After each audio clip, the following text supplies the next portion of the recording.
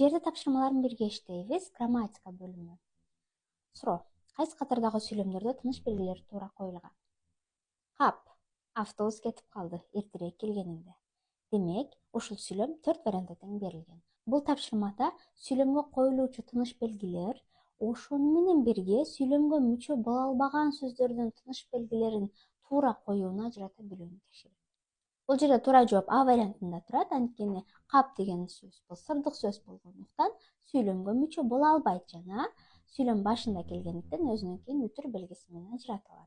Ал эми эртерээк келгениңде деген сүйлөмдөн кийинки көп чекиттин коюлушу бул жерде ойдун аягы айтылбай калгандыктан көп чекит коюлду. Биз эске алышыбыз керек, бүткөн бир ойду билдирген сүйлөмдөрдө гана аягына чекит коюлат. Ошондуктан туура жооп А.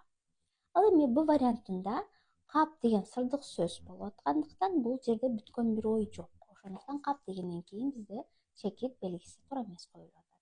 Б вариантын ала турган болсок, автобус кетип калды дегенден кийин көп чекит коюлуп калды. Жок, бул жерде көп чекит коюлушу туура эмес, анткени бул жерде бүткөн бир ой жатат. Автобус кетип калды, ой бүттү, демек бул жерге чекит эле коюлушу керек болчу.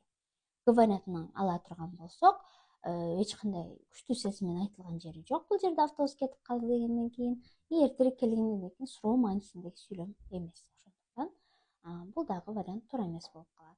Демек, туура жооп бизде А.